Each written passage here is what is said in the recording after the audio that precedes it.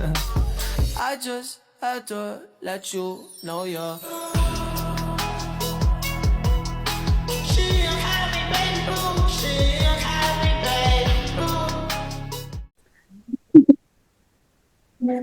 Assalamualaikum warahmatullahi wabarakatuh. Perkenalkan kami dari siswi SMN 110 Jakarta, kelas 12, ingin mewawancarai seorang akuntan untuk memenuhi kebutuhan pembelajaran mata pelajaran ekonomi. Sebelumnya, di sini saya perkenalkan nama saya Rana Nabila sebagai moderator hari ini dan beberapa teman saya yang akan ikut mewawancarai. Saya Asyaril Hafiz. Saya Fatimah. Saya Hilya Alfani. Saya Niaska Zulanar. Dan saya Nova Zafira.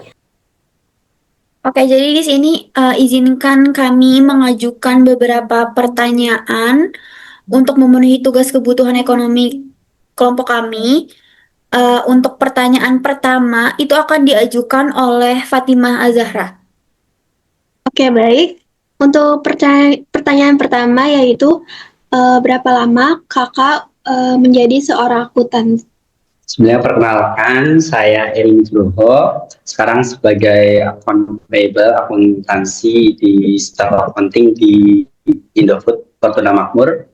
Jadi terkait pertanyaan dari Fatimah, kalau jadi akuntan itu udah sekitar 3 tahun, jalan ke 4 tahun. Selanjutnya, pertanyaan kedua akan diberikan oleh Nova Zafira. Oke Kak, izin bertanya, seorang akuntan itu kira-kira di kantor itu kira-kira ngapain aja ya Kak kerjanya?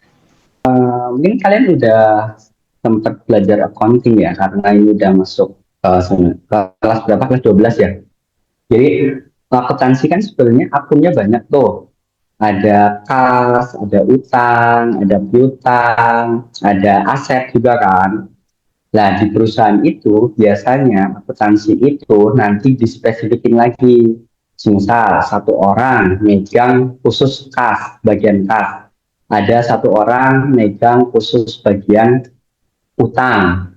Nah, di sini saya kerjanya di bagian ngurusin pembayaran terkait utang. Jadi, misal kita ada pembelian bahan baku, itu kita mengurusin transaksi itu mulai dari mencatat, terus menjurnal, terus nanti melakukan pembayaran.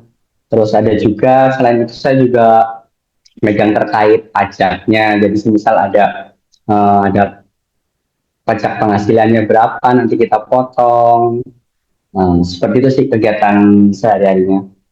Izin bertanya mengenai penjelasan yang tadi, Kak. Karena kan tadi kakaknya bilang setiap orang itu kan megang bagiannya masing-masing ya. Ya. Nah, apakah eh, pembagiannya itu ditentukan oleh perusahaan atau kita yang mengajukan? Ya, jadi kalau itu kan kembali lagi ke proses rekrutmennya. Misal perusahaannya ternyata membutuhkan, jadi ini nggak setiap perusahaan juga membagi secara detail. Ada yang satu perusahaan itu dia bisa satu orang itu full megang semua, mulai dari kas, utang, piutang, aset, itu satu orang aja. Itu tergantung perusahaannya. Biasanya semakin besar perusahaan itu semakin detail, satu orang megang satu orang. Dan ketika masuk perusahaan, nanti tergantung kalian minatnya atau ajuin daftarnya ke apa sih. Misal pas waktu pembukaannya ada di bagian account payable, itu nanti kalian masuk di account payable, atau bagian piutang, nanti kalian juga megangnya piutang, seperti itu. Cuma ini kan sebelumnya saya kan kerja di akuntan publik juga. Jadi kalau akuntan publik itu bedanya sama accounting, kalau accounting yang internal perusahaan, kalau akuntan publik itu kita kerja di jasa. Jadi kita mengecek perusahaan. Semisal nih, ada perusahaan yang minta dicek keuangannya atau dibuatkan laporan keuangan.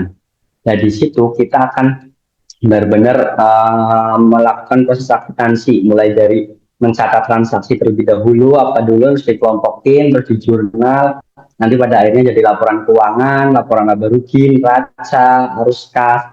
Nah, kalau di perusahaan itu kita nggak megang semuanya, kebanyakan megangnya itu lebih detail kayak tadi, tergantung perusahaannya, dan itu nanti ada sistem rolling juga, tergantung perusahaan. Kadang ada 1 tahun sekali setelah kalian megang bagian utang ternyata udah perform, itu kalian bisa dipindah ke bagian entah bagian aset atau kas, seperti itu tergantung kebijakan manajemen perusahaan.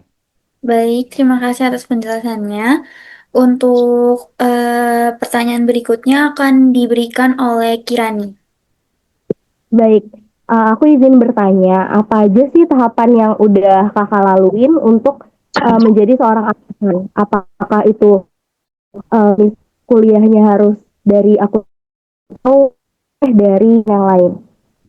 Jadi kalau dulu itu emang akuntan itu mungkin pure dari orang akuntansi ya. Kalau sebelumnya saya jurusannya emang akuntansi, jadi kuliah S1 akuntansi, kuliahnya di Universitas 11 Maret. Jadi setelah kuliah, terus saya kerja di kantor akuntan publik, terus sekarang kerja di Indofood. Jadi tahapannya itu emang biasanya udah kuliah dulu nih, entah S1, tapi sekarang itu semisal nggak accounting pun, kalian bisa daftar accounting di sebuah perusahaan, tapi dengan syarat kalian bisa ikut ada sertifikasi profesi. Jadi kalau kalian bisa lulus sertifikasi profesi akuntan, itu nanti kalian juga bisa jadi akuntan walaupun bukan accounting. Cuma kebanyakan pasti yang jadi akuntan itu orang-orang accounting, jurusan accounting.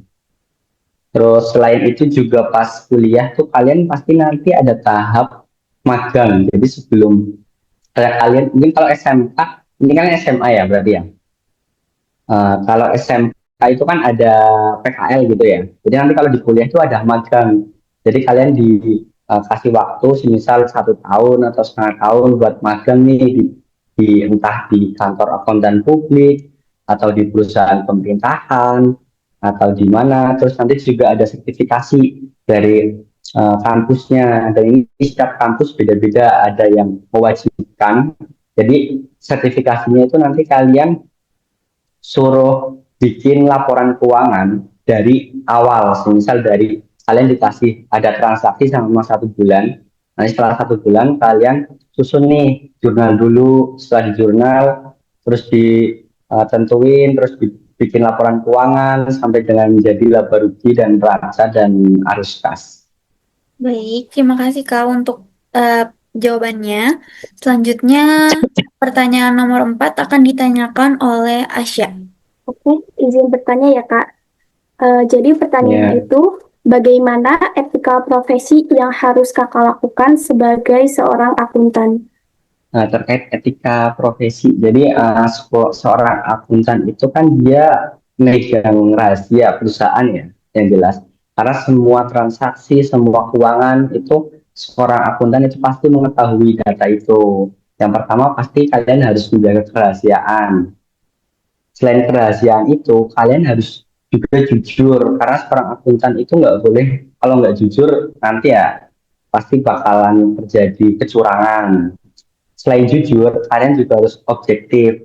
Jadi kalian nggak boleh memihak salah satu. Misal kalian sedang menangani laporan keuangan, ada vendor A, ada vendor B, karena vendor B itu kalian kenal, kalian lebih nggak teliti, itu nggak boleh. Kalian harus benar-benar objektif, maupun itu kenal nggak kenal itu harus sesuai prosedur. Setelah itu objektifnya itu kalian ada peraturannya. Jadi akuntan itu ada standar-standarnya. Standar akuntan publiknya itu PSAK namanya. Jadi semisal ketika kalian contohnya aja, kalian nerima kas, kalau kalian nerima kas itu balik jurnalnya gimana, debit atau kredit itu harus ada standarnya, pengakuannya gimana. Terus kalau utang itu gimana seperti itu. Selain itu kalian harus tanggung jawab yang jelas dan banyak lagi sih kalau dijelasin. Yang jelas yang utama-utama itu jujur, objektif, profesional, terus integritas, tanggung jawab, dan menjaga kerahasiaan perusahaan. Selanjutnya, untuk pertanyaan terakhir akan diajukan oleh Hilya. Oke, pertanyaan terakhir. Apa suka dan duka yang kakak alami sama bekerja sebagai seorang akuntan? Jadi yang jelas pengalaman baru kalau jadi akuntan itu karena kalian bakal bertemu banyak orang dan bikin laporan keuangan dan lain-lain gitu kan. Di sisi lain itu sukanya itu jenjang karir di akuntan itu bisa dibilang banyak lowongan kerja atau banyak yang membutuhkan. Jadi kalian nggak terlalu khawatir semisal ternyata nanti mau jadi apa nih setelah lulus accounting, jurusan akuntansi nih gitu kan. Selain itu kalian itu sukanya mungkin itu ya, kalau dukanya itu karena accounting itu dia kan bulanan ya, report bulanan kan. Jadi setiap akhir bulan tuh kalian ya kalau kalian bikin transaksi 1 bulan pasti nanti di akhir bulan atau ini kalian akan bikin laporan keuangan. Itu buat mengetahui itu laporan keuangannya untung atau rugi dan lain-lain kan. Jadi di setiap akhir bulan itu kalian bakalan padat nih kegiatannya. Kalian bisa lembur, bisa sampai akhir bulan itu harus masuk kerja kayak gitu. Dan kalian harus super titik kalau jadi accounting itu. Baik, Kak, mungkin itu beberapa pertanyaan yang kami ajukan. Untuk kurang lebihnya, mohon maaf apabila kami secara tiba-tiba mengajukan wawancara. Terima kasih Kak atas waktunya udah meluangkan untuk menjawab pertanyaan-pertanyaan dari kita. Semoga bantuannya diberikan pahala oleh Tuhan. Amin. Oke teman-teman boleh keluar karena presentasi kita pertanyaan kita sudah kelar, wawancara kita juga udah kelar. Terima kasih banyak sekali lagi untuk Kak Eri. I just had to let you know you're She a happy baby boo. She a happy